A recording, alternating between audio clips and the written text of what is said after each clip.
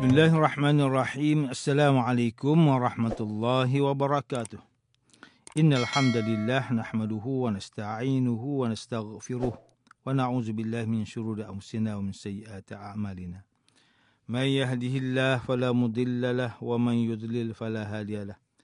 Asyhadu an la ilaha illallah wahdahu la syarika lahu wa asyhadu anna Muhammadan 'abduhu wa rasuluh. Allahumma salli wa sallim ala Sayyidina Muhammad wa ala alihi wa ashabihi wa tabi'in wa man tabi'ahum bi ihsanin ila yaumiddin. A'udzu billahi minasyaitonir rajim. Ya ayyuhalladzina amanu taqullaha haqqa tuqatih wa la tamutunna illa wa antum muslimun. Amma ba'd. Yang berusaha Tuan Haji Ahmad Nazri Muhammad Yusof selaku penerbit rancangan tafsir Al-Quran dan seterusnya, sidang pendengar yang dirahmati Allah. Alhamdulillah, kita berada di bulan Sya'ban dan di pertengahan bulan Sya'ban yang dikenali sebagai Nisfu Sya'ban. Nisfu Sya'ban bermaksud separuh. Adalah peristiwa hari yang ke-15 dalam bulan Sya'ban tahun Hijrah. Pengertian nisfu Sya'ban dalam bahasa Arab bererti setengah. Nisfu Sya'ban bererti setengah bulan Sya'ban. Malam nisfu Sya'ban adalah malam yang ke-15 Sya'ban, iaitu siangnya 14 hari bulan Sya'ban. Malam nisfu Sya'ban merupakan malam yang penuh berkat dan rahmatnya selepas malam Lailatul Qadar. Sayyidatina Aisyah radhiyallahu anha meriwayatkan bahawa Nabi sallallahu alaihi wasallam tidak tidur pada malam itu sebagaimana yang tersebut dalam sebuah hadis yang diriwayatkan oleh Imam Al-Baihaqi rahimahullah. Rasulullah sallallahu alaihi wasallam telah bangun pada malam nisfu Sya'ban dan bersembahyang, dan sungguh lama sujudnya sehingga aku fikir baginda telah wafat. Apabila aku melihat demikian, aku mencuit ibu jari kaki baginda sallallahu alaihi wasallam dan bergerak. Kemudian aku kembali dan aku dengar baginda sallallahu alaihi wasallam berkata dalam sujudnya, "Ya Allah, aku pohonkan kemaafanmu daripada apa yang akan diturunkan, dan aku pohonkan keredaanmu daripada kemurkaanmu, dan aku berlindung kepadamu daripadamu. Aku tidak dapat menghitung pujian terhadapmu seperti kamu memuji dirimu sendiri." Setelah baginda sallallahu alaihi wasallam selesai solat, baginda berkata kepada Sayyidatina Aisyah radhiyallahu anha, "Malam ini adalah malam nisfu Sya'ban. Sesungguhnya Allah Azza wa Jalla telah datang kepada hamba-Nya pada malam nisfu Sya'ban dan memberi keampunan kepada mereka yang beristighfar, memberi rahmat ke atas mereka yang memberi rahmat, membuat amal ma'ruf dan nahi mungkar, dan melambatkan rahmat dan keampunan terhadap orang yang dengki." Hari malam nisfu Sya'ban adalah bermula sebaik saja masuk waktu maghrib, iaitu waktu senja. 15 Sya'ban bermula pada 14 hari bulan Sya'ban, sebaik saja masuk waktu solat maghrib. Nabi Muhammad sallallahu alaihi wasallam menggalakkan umatnya untuk bangun malam dan berjaga serta beriktikaf sepanjang malam kerana tidak mahu amalan diangkat dalam keadaan tidur atau lalai. Marilah kita sama-sama rebut peluang untuk beramal di malam nisfu Sya'ban. Tuan-tuan, puan-puan, para pendengar yang dimuliakan, pada hari ini kita akan menyambung kembali rancangan tafsir Al-Quran bagi siri ke-7. InsyaAllah pada kali ini kita akan membincangkan mengenai pentafsiran ayat ke-8 surah Hud. A'udzubillahi minasyaitonirrajim. Bismillahirrahmanirrahim. Walain akharna anhumul azaba ila ummatin ma'dudah. Walain akharna anhumul azaba ila ummatin ma'dudatin layakulunna ma yahbisuh. Ala yawma ya'tihim laysa masrufan anhum wa haqa bihim ma kanu bihi yastahzi'un. Dan demi sesungguhnya jika kami tangguhkan azab daripada menimpa mereka hingga ke suatu masa yang tertentu, tentulah mereka akan berkata secara mengejek, apakah yang menghalangnya? Ketahuilah pada hari datangnya azab itu kepada mereka, tidak akan dapat ditolak daripada menimpa mereka. Dan tentulah mereka akan diliputi oleh azab yang mereka telah ejek itu. Sidang pendengar yang dirahmati Allah, Profesor Dr. Muhammad Quraish Shihab melalui kitabnya Tafsir Al-Misbah mentafsirkan ayat ke-8 surah Hud dengan menyatakan bahawa sikap dan perbuatan orang kafir yang memperlekehkan azab Allah melalui ucapan mereka itulah yang sebenarnya telah mengundang siksaan Allah terhadap mereka.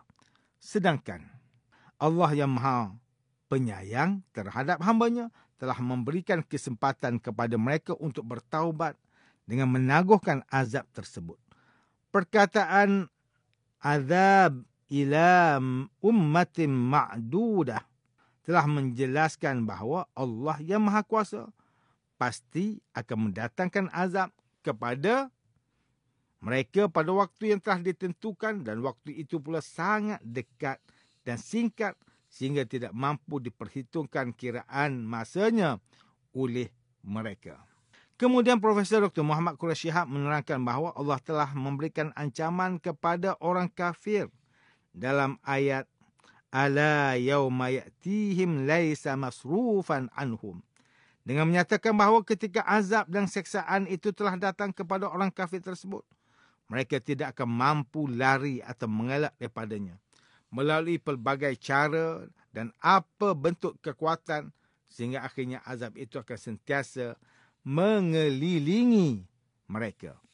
Oleh itu, konteks ayat ini telah memberikan suatu jawapan sekaligus ancaman kepada mereka yang sentiasa mempersoalkan tentang pembalasan Allah di atas perbuatan buruk mereka di muka bumi dengan menyatakan bahawa mereka masih kaya raya walaupun tidak melakukan solat, sedangkan Allah telah menyediakan azab yang pedih buat mereka pada hari yang telah ditentukan oleh Allah untuk membalasnya. Sidang pendengar yang dirahmati Allah, Profesor Dr. Tengku Muhammad Hasbi Al-Siddiqi menulis kitabnya Tafsir An-Nur mentafsirkan ayat ke-8 surah Hud dengan menyatakan bahawa ayat ini menjelaskan bahawa ucapan orang kafir yang bertanya tentang penghalang azab itu datang melalui ayat la yakulunna ma yahbisuh, bukan untuk bertanya tentang sebab sebenar azab itu ditangguhkan. Bahkan mereka hanya bertanya untuk mempertikaikan dan mengingkari tentang kedatangan azab itu sendiri.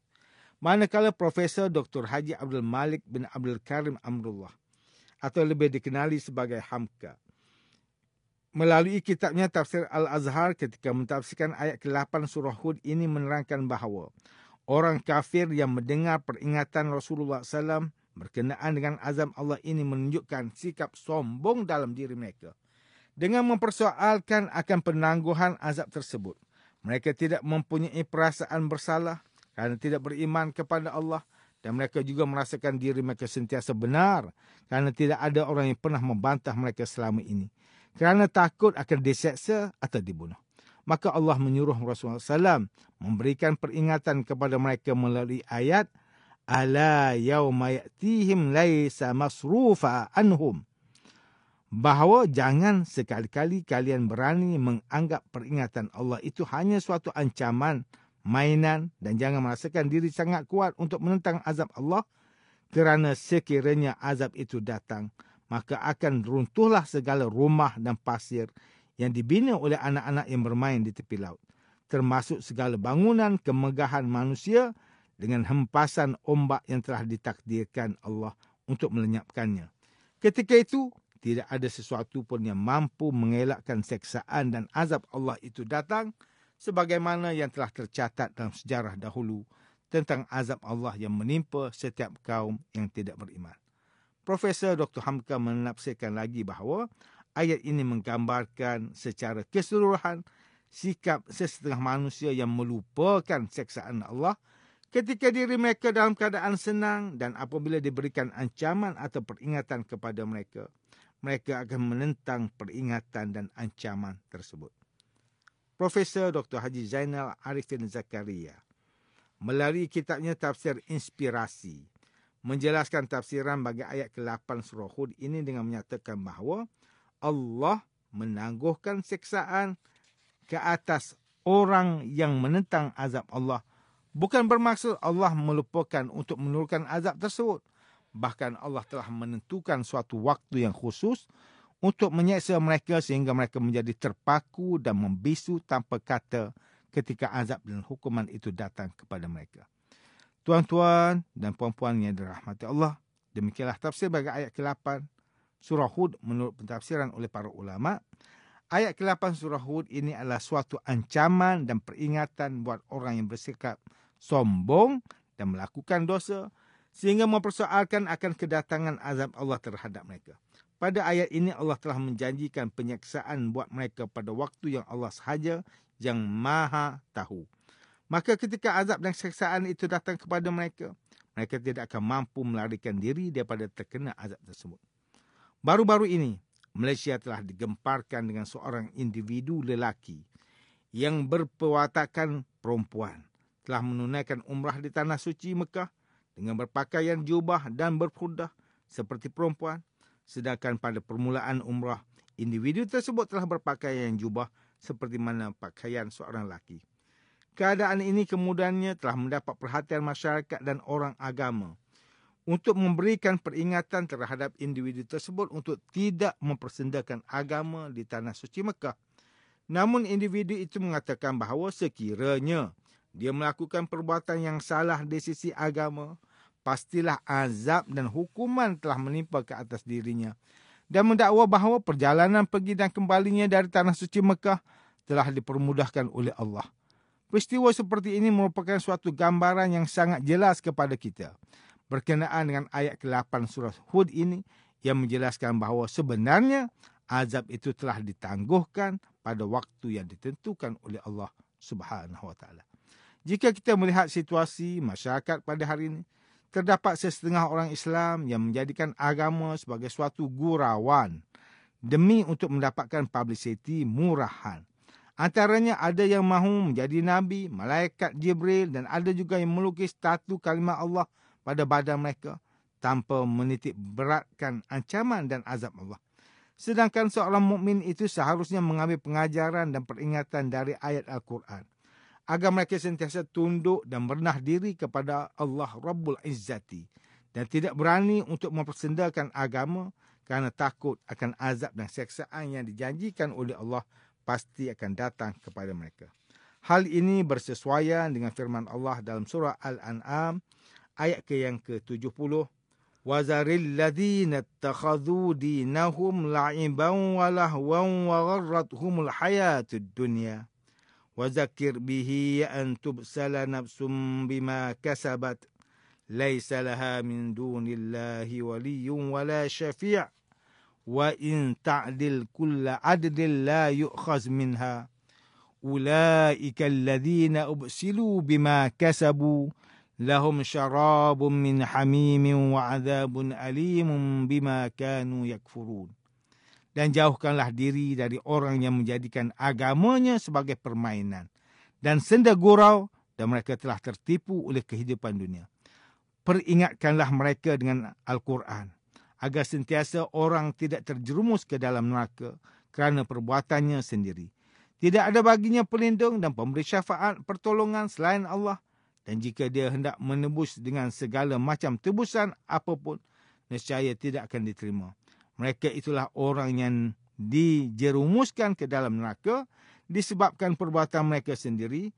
Mereka mendapat minuman dari air yang mendidih dan azab yang pedih disebabkan kekafiran mereka dahulu. Sidang pendengar yang dimuliakan, antara pengajaran yang boleh kita ambil daripada tafsir yang ke-8 surah Hud ini ialah: pertama, setiap Muslim hendaklah bersikap merendah diri, tidak sombong dan tidak merasakan diri mereka sentiasa betul kerana sikap ini seperti sikap syaitan yang akan menjadi batu penghalang untuk masuk ke dalam syurga. Kedua, umat Islam hendaklah memandang agama itu sebagai suatu perkara yang serius dan tidak mengambil indah dengan peringatan dan azab yang terdapat dalam Al-Quran. Ketiga, sebagai Muslim, kita haruslah berwaspada dan berhati-hati dengan setiap tindakan kita kerana tindakan yang salah akan menjadi penyebab untuk kita mendapat azab dan seksa dari Allah. Sedang pendengar yang dirahmati Allah, Sekian sahaja rancangan tafsir Al-Quran pada hari ini. Semoga kita semua mendapat manfaat daripada perbincangan ilmu ini. InsyaAllah, mudah-mudahan kita akan bertemu lagi pada siri rancangan tafsir Al-Quran yang akan datang. Wabillahi taufiq wal hidayah. Wassalamualaikum warahmatullahi wabarakatuh.